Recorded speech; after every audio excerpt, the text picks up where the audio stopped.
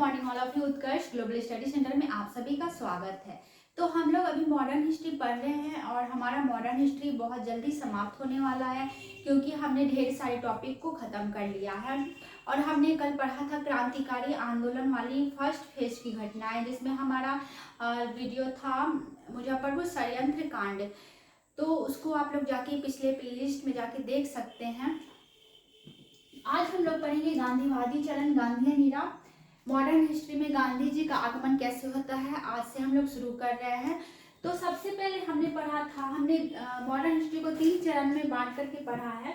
पहला चरण उदारवादी चरण, उसके बाद उग्रवादी चरण और गांधीवादी चरण। तो हमने उदारवादी चरण पढ़ लिया है, उग्रवादी चरण भी हमने पढ़ लिया और आज हम लोग पढ़ेंगे गांधीवादी चरण। आज से हमारा स्टार्ट होगा।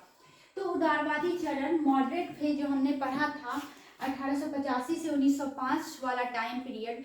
कांग्रेस की स्थापना होती है 1885 से और उदारवादी संगठन स्टार्ट हो जाता है। उदारवादी नेताओं का आगमन होता है राजनीति में। उसके बाद उग्रवादी चरण आते हैं जब कांग्रेस का 2 भागों में बंटवारा हो जाता है, उदारवादी और उग्रवादी और उदारवादी चरण। तो हमने उसको पढ़ा था उग्रवादी चरण एक्सट्रीमिस्ट फेज 1905 से 1991 तक। 1905 में जब बंगाल विभाजन होता है उसके बाद कांग्रेस में भी विभाजन हो जाता है और उग्रवादी दल और गर्म दल और नरम दल 2 भागों में बट जाता है कांग्रेस। और इसी उग्रवादी चरण के साथ क्रांतिकारी आंदोलन का फर्स्ट फेज भी चलता है 1905 से 1919 तक को क्रांतिकारी चरण का फर्स्ट फेज कहते हैं। तो उग्रवादी चरण के साथ साथ क्रांतिकारी आंदोलन का पहला फेज चलता है और दूसरा फेज चलेगा गांधीवादी चरण के साथ।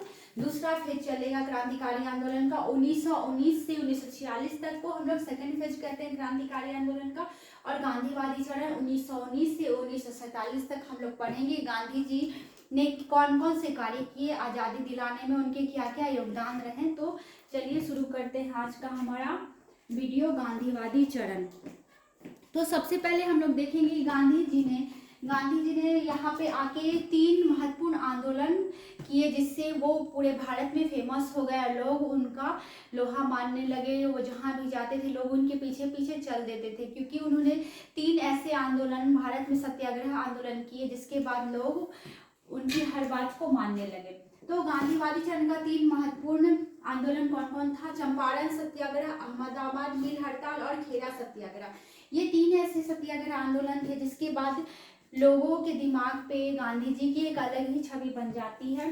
तो भारत आने के पहले गांधी जी दक्षिण अफ्रीका में भी सत्याग्रह आंदोलन कर रहे थे और दक्षिण अफ्रीका में रह रहे भारतीयों के लिए लड़ाई लड़ रहे थे अंग्रेजों से, जिसको जाके आप लोग पिछले वीडियो में मेरे प्लेलिस्ट में जाके देख सकते हैं। उसमें इसके बारे में डाला हुआ है कि गांधी जी भारत आने के पहले क्या क्या करते हैं। नटाल कांग्रेस की स्थापना करते हैं अफ्रीका में, तो उसको जाके आप लोग देख सकते हैं।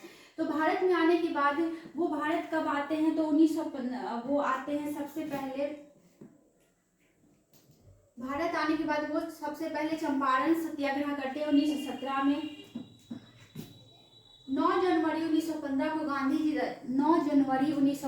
को गांधी जी दक्षिण अफ्रीका से भारत आते हैं और इसी दिन को प्रवासी दिवस या NRI दिवस के रूप में मनाया जाता है। तो ये डेट याद रखना है हम लोग को कि 9 जनवरी 1915 को गांधी जी दक्षिण अफ्रीका से वापस भारत आ जाते हैं। और भारत आने के बाद 2 साल उनको टाइम लगता है ये देखने में कि भारत में क्या चल रहा है, भारत के लोगों की मनोदशा क्या है, क्या स्थिति है। तो 2 साल वो भारत के लोगों को समझने में बिता देते हैं। उसके बाद चंपारण सत्याग्रह होता है। तो चंपारण सत्याग्रह क्या था इसको देखते हैं। बिहार के अंदर पश्चिमी चंपारण में 3 कठिया प्रणाली चल रही थी। बिहार के अंदर पश्चिमी चंपारण में 3 कठिया प्रणाली चल रही थी और 3 कठिया प्रणाली के अंतर्गत अंग्रेज जो है वो किसानों से नील की खेती करवाते थे और 20 भागों पर, जैसे 20 भाग भूमि का होता था उसके 3 भाग पर नील की खेती करनी पड़ती थी और नील की खेती जहाँ पे होती थी वहाँ की भूमि बंजर हो जाती थी, इसलिए किसान नील की खेती नहीं करना चाहते थे और नील की खेती करने से वो डरते थे। लेकिन अंग्रेज उनसे ज़बरदस्ती नील की खेती करवाते थे जिससे भूमि बंजर हो जाती थी और किसान बहुत दुखी रहते थे। 1915 में जर्मनी में आर्टिफिशियल डाई का आविष्कार होने लगा था। तो नील का काम था कपड़ों को रंगना लेकिन 1915 में जर्मनी में आर्टिफिशियल डाई का आविष्कार हो जाता है और ये नील को पीछे छोड़ देता है। तो अंग्रेज भी धीरे धीरे चाह रहे थे कि अब आर्टिफिशियल डाई का ही उपयोग हो, और नील की डिमांड भी कम हो जाती है मार्केट में और भूमि भी बंजर होने लगी थी।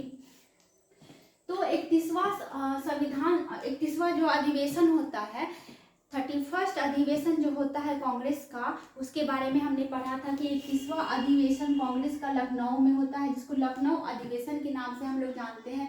और इसी अधिवेशन में राजकुमार शुक्ला गांधी जी को इनवाइट करते हैं चंपारण आने के लिए और बताते हैं कि चंपारण में किस तरह से राजकुमार शुक्ल गांधी जी से मिलते हैं और गांधी जी को किसानों की स्थिति से अवगत कराते हैं और बताते हैं कि कैसे चंपारण में किसानों के साथ शोषण हो रहा है। और 3 कठिया प्रणाली के बारे में गांधी जी को बताते हैं और बोलते हैं कि आप यहाँ पे आइए और किसानों की मदद कीजिए।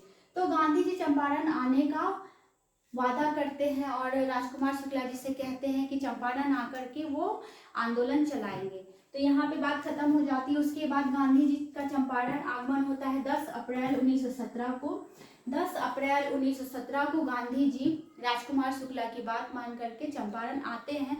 और उनके साथ कौन कौन आए थे ये देखना है हमें। गांधी जी के साथ चंपारण आने वाले लोग कौन कौन थे, तो राजेंद्र प्रसाद थे, जेबी कृपलानी, ब्रजकिशोर, मजहरुल हक, अनुराग नारायण सिन्हा। तो ये नाम भी हमें याद रखना है कि गांधी जी जब चंपारण आते हैं तो उनके साथ कौन कौन आए थे, ये भी इम्पोर्टेंट है। राजेंद्र प्रसाद, जेबी कृपलानी, ब्रजकिशोर, मजहरुल हक और अनुराग नारायण सिन्हा गांधी जी के साथ चंपारण आते हैं।